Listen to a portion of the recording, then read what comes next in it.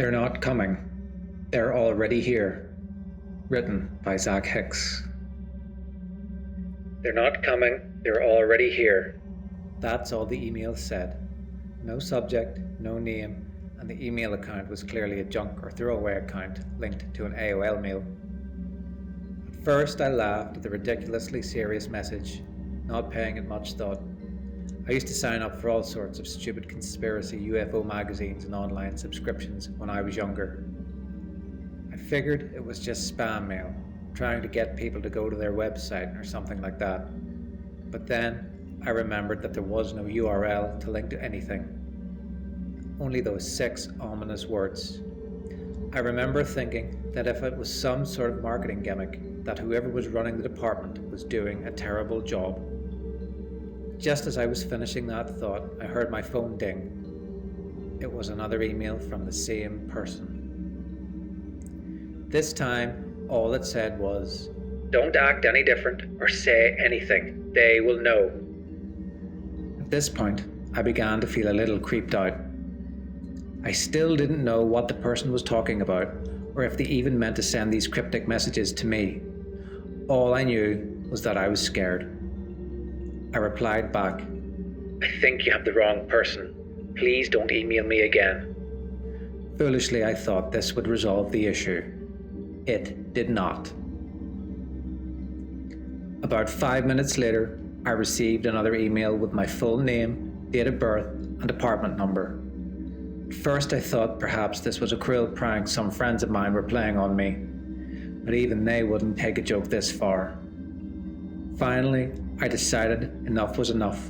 I wasn't going to let some random person get under my skin like this, so I blocked the sender's email address. Surely, I thought, that would put a stop to all this nonsense. But once again, I was wrong.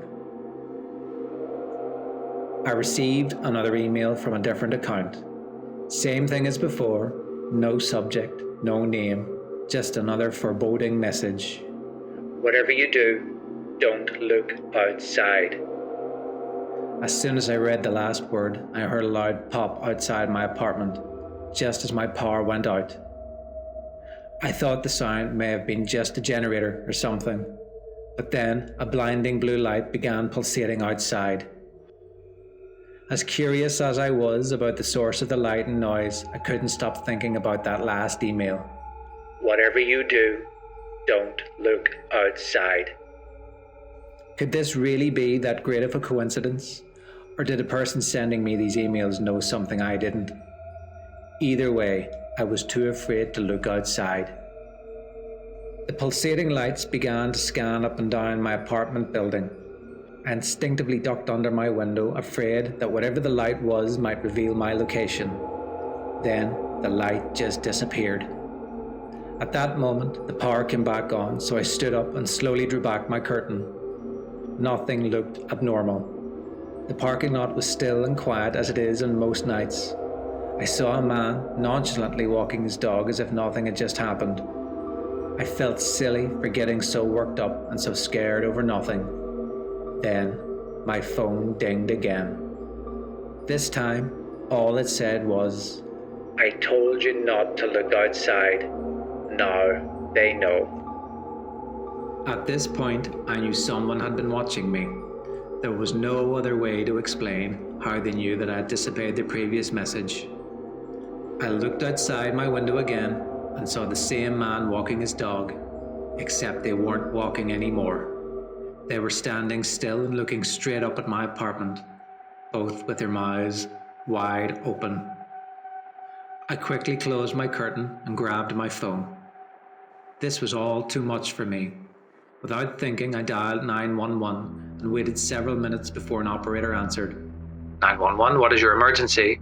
I immediately began to try and explain every strange thing that had been going on for the last hour or so, from the emails and the strange blue light to the man and his dog.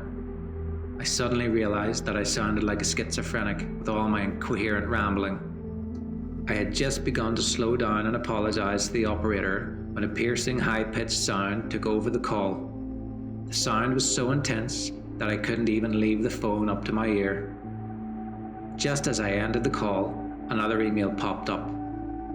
There's no hope in resisting now. It read, You're just another one we've lost. Just another one we've lost. Just another one we've lost. Just another one we've lost.